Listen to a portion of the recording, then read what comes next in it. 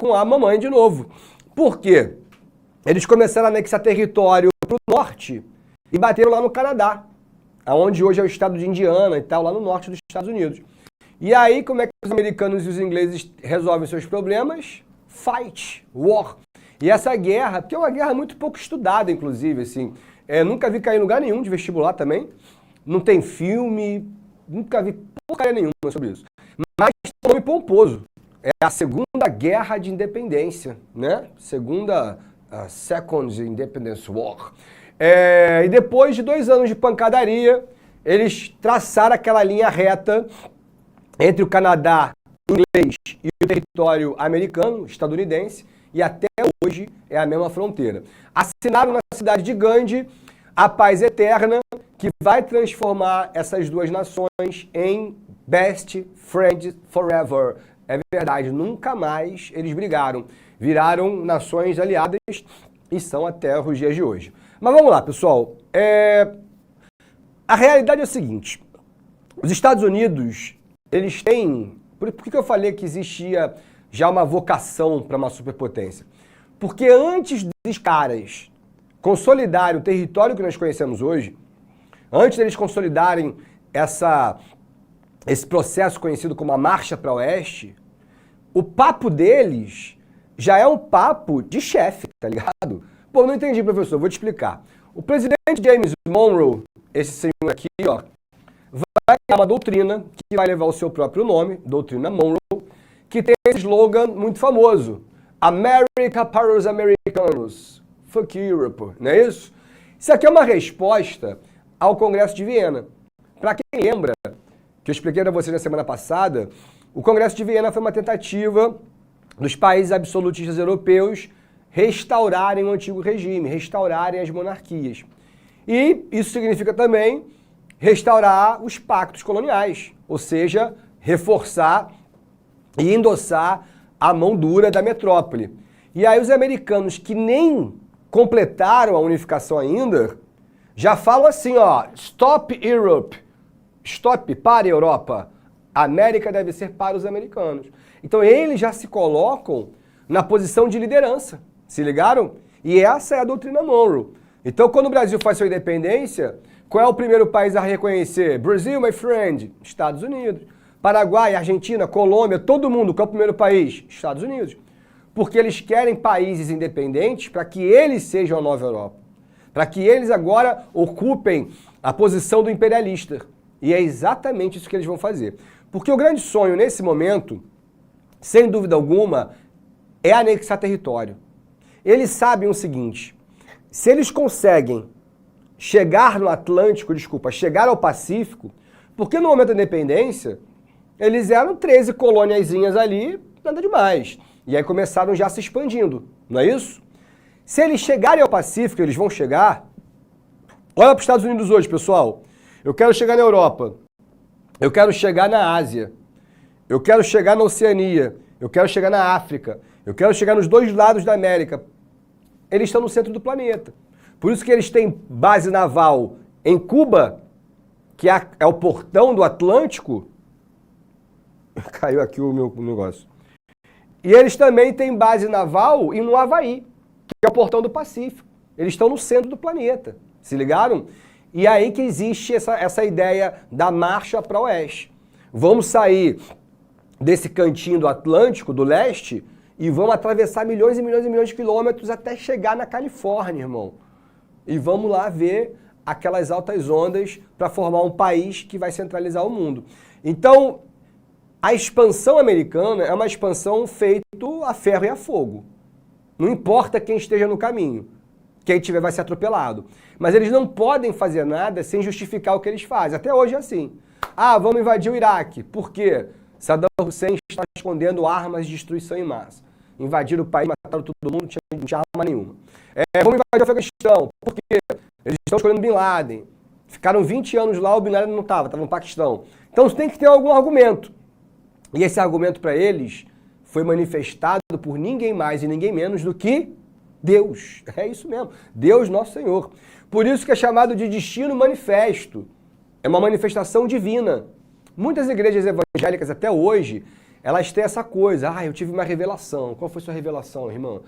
Minha filha vai passar em medicina na FRJ. Amém, irmã. Então, assim, é uma revelação. E essa revelação foi para o país inteiro, que era dever dos Estados Unidos levar o progresso, levar a liberdade, levar o desenvolvimento. Então, o Destino Manifesto, que é uma missão americana revelada por Deus, lembra muito o que eu vou te contar daqui a 2 semanas, que é a tal da missão civilizatória da Inglaterra. Que eles não estão explorando a África, eles estão levando a civilização. O Destino Manifesto é a mesma coisa, só que vem do patamar mais alto de todos. Se ligaram? Olha só isso aqui. Isso aqui é o grande quadro do Destino Manifesto. Então reparem, onde é que está a claridade? Onde é que está a luz? Tá, ó, nos navios, nos portos, nas ferrovias, nas carruagens, no homem branco levando a luz. Beleza? Tá levando o desenvolvimento, a eletricidade, ó. O Destino Manifesto, não sei se vocês estão vendo, ó. Tá aqui, ó, descarregando linha igual pipa, só que tá trazendo energia elétrica. E tá levando nas mãos, sabe o quê? A Constituição Americana. Então esse quadro de estudo, pô. O cara tá... A liberdade dentro da concepção dos americanos de que a escuridão é o quê? É o urso, são os búfalos, são os indígenas, os povos nativos, e que para tirar a escuridão, eles têm que ser empurrados para fora ou para debaixo da terra. Então a marcha para o oeste, ela tem essa característica. Ela não convive com o que está no caminho dela, beleza? Mas o argumento é o quê? A civilização. Por favor, Renan, dá meu primeiro gole aqui.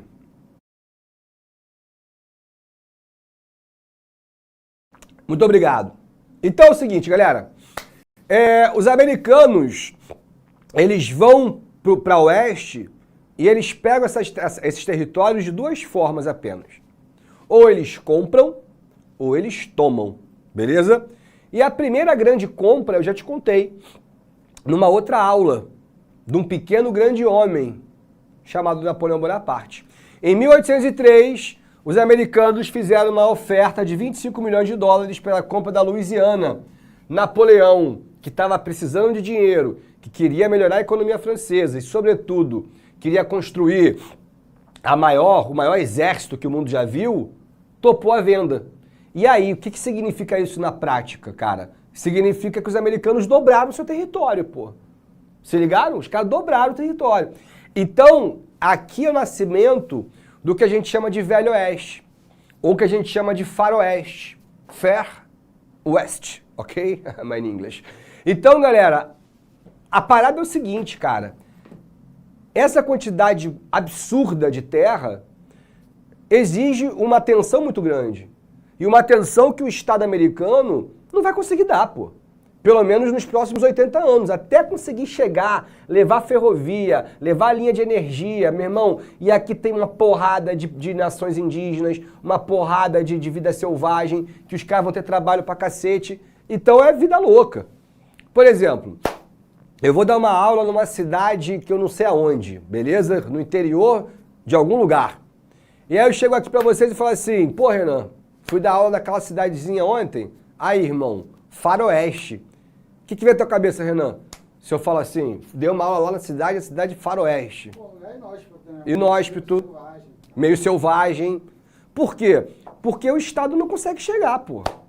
E aí você começa a surgir esses personagens famosos, né? Que é o xerife. Pô, o xerife, coitado, ele tem uma missão bizarra, porque ele tá sozinho no meio do nada, com 3, 4 pistoleiros, para conseguir garantir a segurança de um vilarejo.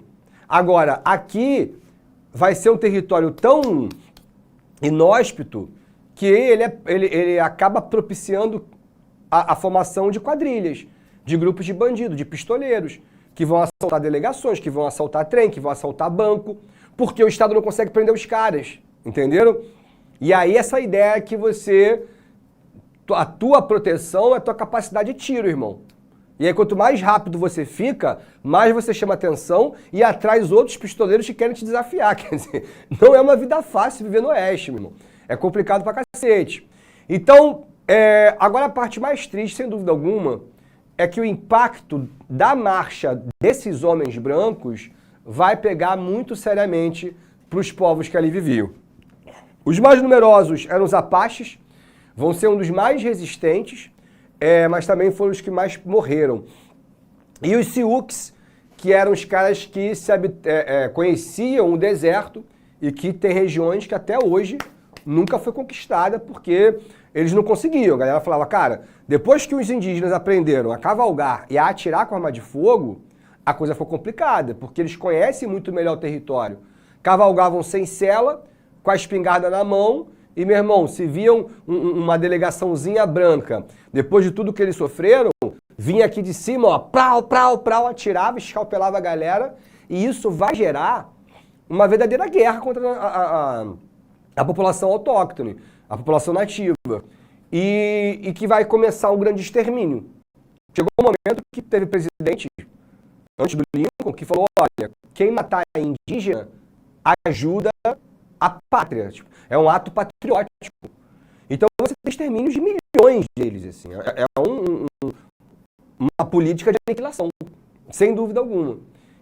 Então, assim, a resistência que se faz desses povos nativos se faz dentro de um ambiente que querem roubar a terra, e vão roubar, e destruir o modo de vida deles. Então, a partir do momento que eles aprendem a se proteger com as armas brancas, o Velho Oeste fica cada vez mais perigoso.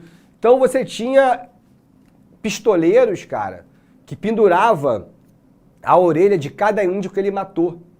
E os caras tinham 72 orelhas. Dissecava e tal, ficava um mau cheiro, mas não apodrecia. Então imagina, o maluco andava por aí com 72 homicídios, cara. E entre criança, mulher, idoso, meu irmão. Era chacina mesmo. E como eu falei, também sobrou pros búfalos, mano. E aí tu fala, pô, por quê? Porque o búfalo, ele tinha um vínculo extremamente forte com as nações indígenas. Um búfalo pesa às vezes meia tonelada, cara. Ele alimenta uma tribo inteira. E é aproveitada a pele, é aproveitada a gordura, o casco, o chifre. Por exemplo, os Sioux, quando eles queriam que um adolescente virasse homem, o moleque tinha que matar sozinho o búfalo, e matar não é sem arma de fogo. E aí depois cortar o peito dele, arrancar o coração do peito e dar 3 dentadas no coração para mostrar que é guerreiro. E já sai ali, ó, boladão. Então, em vários momentos, entendeu-se que quanto mais rápido você exterminar o búfalo, você ajuda a exterminar o indígena.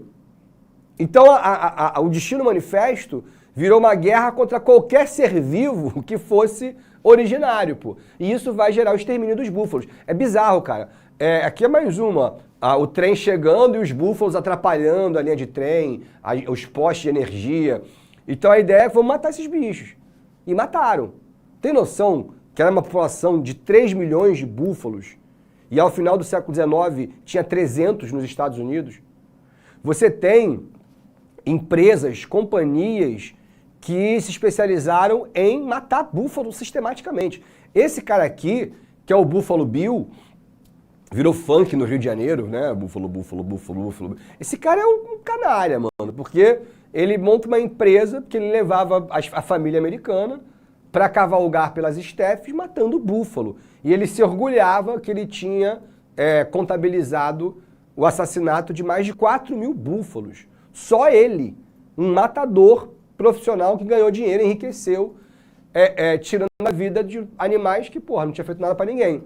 E também é o seguinte, cara, a matança dos búfalos, então você tem, uma vez que é uma questão do Enem, onde era um chefe Apache que aprendeu a escrever em inglês, escreveu dizendo que os homens brancos mataram uma manada inteira, tipo assim, papo de 500 búfalos, e não levaram nada.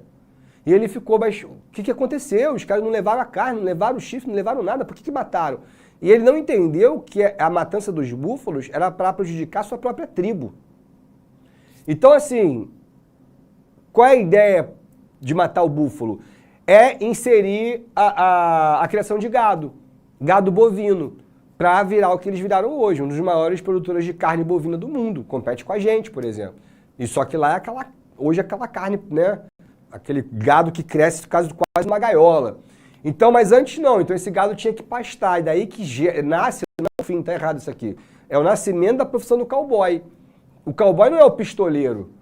O cowboy, ele é o cara que conhece muito bem o território, conhece muito bem o Velho Oeste, e ele leva a vaca para pastar, mas ele também sabe atirar, porque tem que defender o gado. Então ele, assim, ele vira uma imagem romântica de um dos heróis americanos. É o Andy, né, do Toy Story, tá ligado? Então, pessoal, vamos lá para vocês verem aqui cenas muito tristes. Aqui é uma foto, ó lá. Os búfalos. Você tem noção que hoje as raras manadas selvagens dos búfalos, se um homem branco encostar no búfalo, a manada inteira abandona aquele búfalo e ele morre de fome? Isso aconteceu agora. Um bisãozinho estava afogando, o homem branco pegou, salvou o bisão. A manada inteira excluiu o filhote morreu de fome. Porque é um mecanismo biológico criado, cara, dentro do búfalo, que reconhece o tamanho da merda que é o homem branco. E detalhe, o cara foi multado, acho que em $2.000, por ter feito um crime ambiental, que é encostar no búfalo. Isso aqui é uma montanha de cabeças de búfalo, não sei se vocês conseguem entender, reconhecer. Aqui as cabeças sendo transportadas aos milhares, na verdade aos milhões, né? Isso aqui é uma parede só de crânio de búfalo. E aqui a pele amontoada para ser comercializada. E aqui a imagem do cowboy, né? O cowboy é o cara que vai substituir o gado nativo pelo gado que nós conhecemos hoje em dia. Bom, em 1867, os americanos compraram o Alasca. A Rússia era governada pelo sensato czar Alexander II, que estava tentando industrializar e modernizar o país. Precisava de grana. E aí ele vendeu esse território que aparentemente não servia para nada para os Estados Unidos. Hoje sabemos que é uma região muito rica em petróleo. Agora imagina se o Alasca hoje fosse da Rússia. Imagina se a Rússia não tivesse vendido, meu irmão. O Putin ia encher essa porra de base, meu irmão, com o míssil apontado para os Estados Unidos com toda certeza. Compraram também a Flórida, ó. Esse pedacinho aqui, ó, puxar o zoom, pluft. A Flórida foi invadida várias vezes. Os americanos meio que meteram o terror para a Espanha. Ó, se tu não vender, meu irmão. E aí, pô, venderam a Flórida. Finalmente os americanos chegaram no Caribe e vão montar a famosíssima Miami Beach. Bom, só está faltando um passo importante, que é talvez o mais importante de todos, que é chegar no Pacífico. Mas toda a parte do Pacífico pertencia ao México. E aí, meu irmão, para que comprar se você pode roubar do México, não é isso? As plantações de algodão começaram a entrar na fronteira com o México. Isso aqui tudo era México, tá, gente? Isso aqui tudo. E aí as autoridades mexicanas meio que deixaram rolar e tal. A única coisa que foi exigido foi o seguinte, olha, aqui no México, a gente teve a sensatez de abolir a escravidão. Então não seria legal, Americans, vocês botarem mão de obra escrava no nosso país, beleza? Ok. Fuck. O que eles fizeram? Encheram aquilo de escravos. Chegou uma hora que as autoridades mexicanas ficaram emputecidas, foram lá e libertaram os escravos. E aí pronto, né? Como é que isso chega na Casa Branca? Roubaram a nossa propriedade. Os mexicanos, e aí, cara, é o que eles queriam. Aí eles declaram guerra, o México obviamente perde um ano, menos de um ano de guerra, foram meses, foi em 1848. E aí que você olha o tamanho meu irmão, eu vou até evitar palavras para não falar uma palavra muito grande. Quando o México perdeu, os Estados Unidos tiveram a audácia, a cara do pau mais sórdido do mundo, de botar isso aqui, ó. Falou, agora, México, isso aqui tudo agora é dos Estados Unidos, ok? Olha isso, mano. O México ia ser cortado aqui. Aqui. Só ia sobrar, porra, o México ia virar uma Guatemala. Olha, o México desse tamanho todo. Os mexicanos falaram, pô, pelo amor de Deus, que é isso? Você tá... Isso é completamente inviável. Aí o México propôs a linha azul. Eu acho já de boa, porque olha só, essa linha azul aqui já daria São Francisco para os Estados Unidos, já daria o Pacífico, que eles tanto queriam, território pra caramba, mas sabe como é que são os americanos, né? Nada tá satisfeito. Aí mandaram, ó, então nem eu nem você, pô. Vamos fazer um meio do caminho aqui. E aí cortaram 44% do território mexicano, meu irmão. Isso aqui tudo, ó, passa para os Estados Unidos. O México era isso, virou isso aqui só. E ainda estão fazendo uma muralha para não deixar o mexicano entrar. Meu irmão, bizarro, bizarro, bizarro, bizarro. Já diria o presidente Lázaro Cárdenas, pobre México. Tão longe de Deus, mas tão perto dos Estados Unidos. Bom, chegaram aqui na Califórnia agora, meu irmão, é mais uma pernada, né? Como é que você vai convencer a galera a ir para lá? Bom, primeiro criaram o Homestead Act. O que é isso? 1 acre de terra, $1. É isso mesmo, 1 acre de terra, $1. Então a ideia era o quê, meu irmão? Vai, galera, tô quase dando território para vocês aqui. Tô te dando um quarteirão por $1. Show? Mas o que mais vai atrair a galera é uma mentirinha do Estado. Não é mentirinha, na verdade, o Estado resolveu dar uma aumentada. Encontraram lá na Califórnia um pouquinho de ouro. Ouro de bateia, de rio. E aí, meu irmão, pronto. O Estado que eu falo, o governo federal, falou, ó, tem ouro na Califórnia, hein? O que vocês estão fazendo aí? Oh my God, gold, gold, gold. E aí, filhão, não tem nada mais potente do que a ambição humana. Milhares e milhares de pessoas vão à Califórnia, nessa California Gold Rush, a corrida do ouro da Califórnia. E no final não era um grande ciclo, não era tipo o Brasil, sabe? Era um ouro de rio aí, uma coisa bem mais simples, mas foi o suficiente para atrair essa galera para o Pacífico. Renan, por favor, vou dar mais uma golada.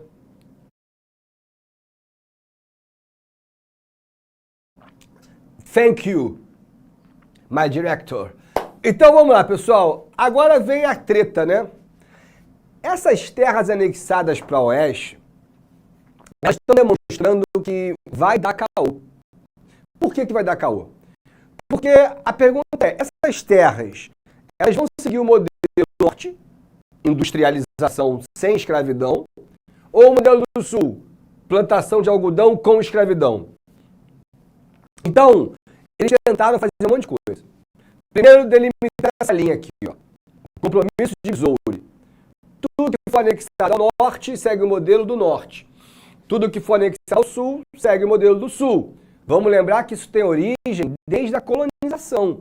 Quando a Inglaterra criou aqui no norte as colônias de povoamento, e ela criou aqui no sul as colônias de exploração. Então agora esse sul vai ampliar o império do algodão e esse norte quer ampliar o seu parque industrial. Show? Beleza? Aí quem chiou nessa divisão? A Califórnia. A Califórnia falou, eu não quero ser o modelo do sul. Estou viajando, a gente aqui não planta algodão não, a gente até planta outras coisas. Mas algodão a gente não planta aqui na Califórnia não, irmão. Aqui a gente não é escravocrata, aqui a gente, pô, brother, é altos tubos, backside, acabou. E aí, pô, o senador Clay, que nome do cara, né? O senador Clay, ele conseguiu aprovar que a Califórnia seguisse o modelo do norte. Aí o que aconteceu? O estado de Utah, Novo México, começaram a falar, pô, por que a Califórnia pode e a gente não? No final, criaram a lei Kansas-Nebraska. Gente, eu vou te falar, não se estressa com esses acordos não, tá? Porque isso não cai, isso é muito raro. Mas, no final cada estado escolhe o que quiser, pô. E beleza, e poderia ter evitado o problema. Acontece o seguinte, galera. Desde a independência, todos os presidentes são do sul. Professor, mas o sul não é mais pobre, o norte não é mais rico? Não necessariamente. O sul tem o Império do Algodão formado, ó, há muitos anos. Eles eram meio que os primeiros colonos, né? Então, eles conseguiram, cara, criar um processo eleitoral que mesmo tendo mais pessoas no norte, o que vale são os delegados de cada estado. Até hoje é assim. Então, por exemplo, o Trump, ele teve menos votos do que a Hillary Clinton. E ainda assim ele foi eleito. Porque ele teve mais votos dos delegados e não necessariamente do povo. É assim até hoje. É um processo eleitoral meio confuso, mas foi criado por conta dessa divisão entre norte e sul. Só que mesmo assim, cara, o norte não para de criar estado, pô, um monte de cidade cheia de gente, Detroit, Chicago, New Jersey, Filadélfia, Nova York, Boston. E em algum momento, algum presidente do norte vai chegar lá, não tem o que fazer. Algum vai. E em 1860 isso aconteceu. O senhor Abraham Lincoln, ele, pô, cara, engraçado. Eu dei uma ajeitada nesse slide hoje, mas algumas coisas não salvaram. Eu tinha colocado uma foto menos assustadora do Lincoln. Mas enfim, o Lincoln, fofoquinha, é o presidente mais alto da história dos Estados Unidos, ele tinha 2 metros, um gigante, e ele tinha o seu slogan de campanha, solo, terra e homens livres. O que ele está prometendo, pô? Abolir a escravidão. Então, quando ele foi eleito, os estados do Sul se reuniram para trocar uma ideia, beleza? E aí conversaram e pensaram, mano, a gente não pode ficar com um presidente que está querendo defender as coisas do norte. Então vamos fazer o seguinte, deixa o nome para eles, deixa a bandeira para eles, mas vamos se cessar. Qual é, professor? Que parada é essa? Eles querem se secessar. Fala rápido, eles querem se secessar. É a guerra de secessão, porra. O que é secessão? É separação. Os estados do Sul, eles se emanciparam e criaram seu próprio nome. Os Estados Confederados da América. Se ligaram? Os Estados Confederados, separados dos Estados Unidos da América. Falou, fica com a bandeira, fica com tudo. E aí eles iam criar um país que seria do modelo do Brasil. Escravocrata, latifundiário, agroexportador, com essa bandeira aqui. Professor, essa bandeira hoje está associada ao racismo? Com toda certeza. Porque quem hoje nos Estados Unidos levanta essa bandeira, coloca na frente de casa, você pode ter certeza que tem um pé e meio no racismo. Porque essa bandeira foi criada para defender a escravidão. Para defender um modelo do cativeiro, pô. Ah, mas a liberdade de expressão permite. Beleza. Mas é um símbolo de uma gente que queria colocar outras pessoas na jaula, cacete. Então é isso, tá? Porque ficou muito evidente o seguinte, o norte não é só acabar com a escravidão. O norte, ele quer proteção alfandegária, pô. Ele quer mexer nas tarifas, ele não quer comprar tudo da Inglaterra e da França que nem o sul faz. Ele quer concorrer com a Inglaterra e com a França. Então ele tem que fazer tarifa alfandegária. Porque o sul defende um modelo muito simples. Eu ganho dinheiro pra cacete com algodão, vendo tudo pra fora. Fico rico. E com esse dinheiro eu compro tudo da França e da Inglaterra. Só que isso não gera um modelo econômico, quer dizer, não favorece a indústria nacional, que é o que o norte quer. Então esses dois modelos, eles foram até o momento que, meu irmão, se colidiram. E por isso que os estados do sul se secessaram. Ah, professor, por que não guerra de separação? Aí tu pergunta para os americanos, eu não sei. Acharam por bem pegar uma palavra mais difícil. Galera, os estados do sul se emanciparam, declararam a sua separação. Agora cabe ao presidente Lincoln aceitar ou não, não é isso? Vamos lá, eu vou responder aqui umas perguntas rapidinho. Dá para dizer que o patriotismo americano surgiu a partir dessa doutrina? Então, Gabriel, também, mas desde a independência, eu acho, não dá para... A doutrina Monroe já era apaixonada por eles mesmos. Professor, existe diferença entre o americano e o europeu? Não, na verdade é o mesmo modelo. Declaração de missão civilizadora, levar a liberdade, fazer o bem enquanto estão explorando. É o mesmo modelo. Professor, como o puritanismo justificava o genocídio indígena? Falando que os caras eram selvagens, que comiam gente e que estavam vivendo no pecado. Chamavam de pagãos, de pecadores. Otto, o extermínio das populações indígenas nos Estados Unidos foi pior que a do Brasil? Em números, sim, Lucas. Morreu mais lá do que aqui. Só que aqui morreu mais por mais tempo. Lá eles pararam a matança e já se regulamentaram antes da gente. A gente está matando até agora. Então é o seguinte, pessoal. Nessa guerra de secessão, o norte tem mais vantagens, né? Porque a indústria do norte, ela vira uma indústria bélica. Por exemplo, o general Sherman é um cara que vai virar dono de fábrica de arma e a indústria Sherman é uma indústria que até hoje ganha muito dinheiro na produção de bala, de munição em geral. E tem mais gente, né, cara? O norte tem, meu irmão, além de muito mais americano, tem muito mais imigrante. E também os negros que vão fugir do sul querem lutar pelo norte, porque o norte quer abolir a escravidão. Então o norte ele tem mais potencial para ter vantagem na guerra. E uma outra grande vantagem é que eles têm o presidente, né? Ah, professor, peraí, mas se o sul se secessou, de que vale um presidente? Vou te mostrar. O Lincoln vai criar leis durante a guerra que vai favorecer a vitória do norte. Mas vamos lá. Algumas curiosidades. É a guerra com o maior número de amputados da história e é a guerra mais mortal da América. Ela é mais mortal do que a Guerra do Paraguai, a Guerra do Chaco, a Guerra do Pacífico. Na verdade, se eu não me engano, foi a guerra onde mais se morreu americanos. Ah, claro, professor, americano matando americano, então tudo bem, mas eles mataram quase 1 milhão deles mesmos. É uma coisa bizarra. E aí, por que tem mais amputados na Guerra Civil Americana do que, por exemplo, na Primeira Guerra Mundial? Porque na Primeira Guerra Mundial, a senhora Marie Curie inventou o raio-x. E aí acabou. Com o raio-x, tirou a chapa, o médico sabe onde é que está a bala, vai direitinho, não precisa amputar. Nós temos a primeira mulher nos Estados Unidos a ganhar uma medalha de honra, Mary Walker, braba demais, cirurgiã que fez mais de 800 salvamentos e vestida de homem, porque os soldados chegavam lá, se fosse mulher não queria ser operado por uma mulher. Pra tu ver, pra deixar morrer, mas não, salvou 800. E o nascimento da expressão ok, nas raras batalhas que não tinha nenhum morto, colocava zero killed, 0 mortos. E aí todo mundo comemorava, aí ok virou uma expressão positiva, uma expressão boa, de good news, de boas notícias. E aí é o seguinte, ó, o que eu falei sobre o Lincoln? Ele vai criar a lei de emancipação durante a guerra. Sabe o que essa lei está dizendo? O seguinte, ó, todo negro que chegar ao norte é um homem ou mulher livre. Isso vai estimular o quê? Uma porrada de fuga de escravo. Esses escravos que fogem abandonam o ofício, esses escravos que fogem, eles desarticulam a economia do sul e quando chegam, muitos deles pedem para lutar.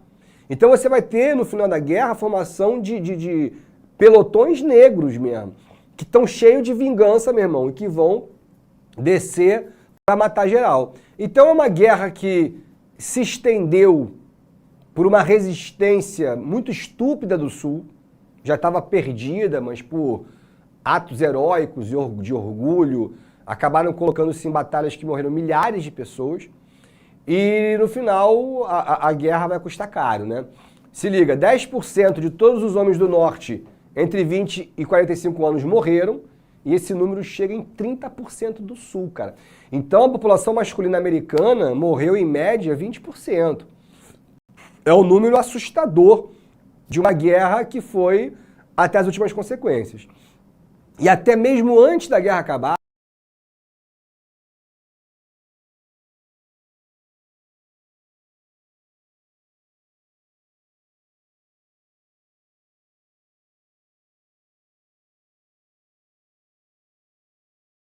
sempre nos Estados Unidos da América. Lincoln pagou caro pela sua coragem de abolir a escravidão. Um conhecido de infância, na verdade era um colega de infância a quem ele tinha salvado de um afogamento. E esse maluco deu um tiro por trás, na cabeça de Lincoln. O maluco ele é tudo, né? Ele é assassino, ele é racista, ele é covarde e ele ainda é ingrato, porque o cara salvou a vida dele. Lincoln vai sofrer por toda a madrugada e aí ao amanhecer ele vai acabar morrendo. O fim da Guerra Civil Americana, ela deu ao Norte as condições para transformar os Estados Unidos na potência que nós conhecemos hoje em dia. Os Estados Unidos é um país que conquistou o mundo todo, com a sua cultura, com a sua economia, com o seu exército, graças às suas indústrias, que agora são colocadas em prática pelo Norte, beleza? Porém, o federalismo nos Estados Unidos, ele dá autonomia para que os estados criem suas próprias leis. E foi nessa onda legislativa que os estados do Sul vão acabar criando umas leis de segregação racial. Leis essas que depois vão ser apelidadas de leis Jim Crow. As leis de Jim Crow, por quê? Jim Crow é um personagem da literatura americana que ele estereotipa o jovem negro, botando ele como um X9, um mau caráter, um ladrão, um viciado, reforçando as relações racistas que acontecem nos estados do Sul. Então, pelo federalismo, todos os estados do Sul vão negar à população negra direitos civis. Então, a população negra não tinha direito de se alfabetizar, não tinha direito às universidades, não tinha direito a voto, não tinha direito à candidatura, não tinha direito aos mesmos hospitais, não tinha direito aos mesmos espaços públicos, como bebedouro, banheiro, escada, assento nos ônibus. Tudo vai ser segregado em um apartheid americano. E isso durou 100 anos, é bizarro. A 13ª emenda foi de 1865. A última lei de segregação racial caiu em 1965, ano da morte, do assassinato do Malcolm X. Mas pior ainda do que essas leis que negaram os direitos civis, sem dúvida alguma, foi a formação da Ku Klux Klan. Foi formada primeiramente por veteranos da Guerra Civil e é uma seita que envolve supremacismo branco com o cristianismo que eles criaram da cabeça deles, que é contra qualquer tipo de influência estrangeira, né? Nós temos duas Ku Klux Klan, formada no final do 19 e depois aqui vai ser retomada no começo do século 20. Mesma gente, mesma galera. E assim, a primeira ela foi já inicialmente muito violenta. A segunda, ela começa a defender, na década de 20, o ataque não só ao negro, mas também ao imigrante. Então também vira uma seita xenofóbica. E na década de 20 vai ser o auge da Ku Klux Klan, aonde eles vão conseguir, meu irmão, ter milhares de adeptos, acho que milhões, se eu não me engano, chegaram a flertar em ser partido político e durante esses 100 anos cometeram milhares de crimes contra a população negra sulista. Isso aqui é um filme chamado A Origem da Nação, onde o negro do filme é um ator branco pintado de preto, essa bizarrice que se fazia. E a Ku Klux Klan, ela sai daqui, a segunda fase da Ku Klux Klan, porque ela começa a criar essa combinação de religião com racismo e patriotismo, né? America First, né? América primeiro, um Deus, um país e uma bandeira. Então é xenofobia, é racismo, só que também criminosas, porque espancaram milhares de pessoas, assassinaram milhares de pessoas, principalmente enforcadas. Pais de famílias eram enforcados na calada da noite, na frente de seus familiares. Nós temos um caso muito famoso, o mais cruel de todos, que é de um jovem negro que foi enforcado, foi queimado vivo. E tipo assim, você bota isso no Google, eu não botei no aqui porque eu acho pesado demais. Mas as pessoas estão tirando foto como se fosse um animal, como se fosse um bicho, porque não tinha. Já na década de 50, se eu não me engano, na década de 60, a Ku Klux Klan queimou uma igreja inteira, cara. Mataram 3 crianças carbonizadas, assim.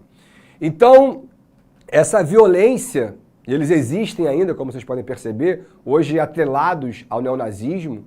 O neonazismo esse que não para de crescer na Europa e que agora, por exemplo, está atacando brasileiro em Portugal. Tem correntes neonazistas em Portugal que são xenofóbicas e que agora estão vendo uma quantidade muito grande de brasileiros indo para lá e estão começando a atacar esse imigrante que somos nós. Não basta terem extraído daqui toneladas de ouro, diamante, vidas, agora ainda querem maltratar os brasileiros que estão lá trabalhando. Mas o que acontece então é uma onda de imigração muito forte do sul para o norte, né? E aí, cara, o norte ele vai dar os direitos civis, mas ele não vai ter nenhuma política de integração social. Então o que acontece ali é a criação dos guetos, que são comunidades negras, tá ligado? Que é o Bronx, o Harlem, o Brooklyn. Ah, professor, mas a favela é um bairro negro. Não, a favela é um bairro com maioria de população negra pela herança escravocrata colonial e também republicana do Brasil. Mas é um bairro que tem todas as etnias do mundo possíveis lá. É um bairro pobre. O Brooklyn não é um bairro pobre. O Brooklyn é um bairro negro, com médico negro, com jornalista negro, com pessoas ricas, mas é um quilombo do século XXI. Por isso que hoje a integração racial nos Estados Unidos é uma dificuldade muito grande, cara. Você pode ver isso nas séries, assim, a gente vê Friends, How I Met Your Mother, This Is Us ainda é uma série mais moderna que ainda coloca um personagem negro justamente para trazer as problemáticas desse envolvimento, porque não se envolve. Você vai na piscina pública, fica as famílias negras de um lado e as famílias brancas do outro, mesmo no norte. E não é uma questão de segregação, tá? É uma questão de um trauma histórico que nunca foi superado e que acabou se distanciando. Então existe um mundo negro dentro dos Estados Unidos, que vai do jazz, do hip hop, gravadoras que só gravam artistas negros, bares que só deixam bandas negras tocarem, produtoras de Hollywood, que vão fazer, por exemplo, Todo Mundo Odeia o Chris, Kenny Kell e o Maluco no Pedaço, são produtoras negras, com atores negros, com roteiristas negros, que é feito para um público negro. E que não se mistura com branco. Então você assiste essas sitcoms, mas pô, How I Met Your Mother, o Barney namorou uma personagem negra. Legal, dura 3 episódios e acabou. Friends é a mesma coisa, no final os brancos ficam entre eles e acabou. Por quê? Porque é uma cidade muito traumatizada, é uma sociedade muito traumatizada. E leva isso até os dias de hoje, pô. Então, a gente tem... Isso aqui foi uma foto tirada numa manifestação de uma cidade americana chamada Glasgow, não sei se não me engano. E essa foto diz muito, né, cara? Porque tava lá os pais idiotas protestando contra a derrubada de uma estátua e uma criancinha que foi vestida de Ku Klux Klan, escapou dos pais e foi querer brincar com um policial negro. E aí o policial tá olhando pra ele, a cara dele destuda, tipo assim... Hoje tu quer brincar comigo porque você não tem... Ninguém te ensinou a ser racista ainda. O racismo é construído, ele é ensinado, ele é desenvolvido. Você vai regando ódio na pessoa. Mas nesse momento que essa criança não tem nada, não tem diferença da cor da pele de absolutamente nada. E sem dúvida a última grande barbaridade que aconteceu foi com George Floyd. Foram 8 minutos de asfixia do policial sobre um jovem negro, que acabou morrendo na frente das câmeras, assim, uma execução que aconteceu e isso despertou um colapso social. O LeBron James foi para a rua para protestar, o Trump foi se esconder debaixo da Casa Branca com medo, porque, de fato, é uma sociedade em cima de um barril de pólvora, sabe qual é? Porque mesmo com todos esses anos de desenvolvimento, a coisa ainda é muito dividida, extremamente traumática, e aparentemente se consolidou essa divisão mesmo, como ambas as partes não querem mais negociar absolutamente nada. Bom, próximo tempo, começo a falar de República do Brasil, das espadas. Fui! Assista nossas aulas a hora que você quiser. Vem com o Pro, o cursinho online que mais aprova no Enem. Assinem proenem.com.br.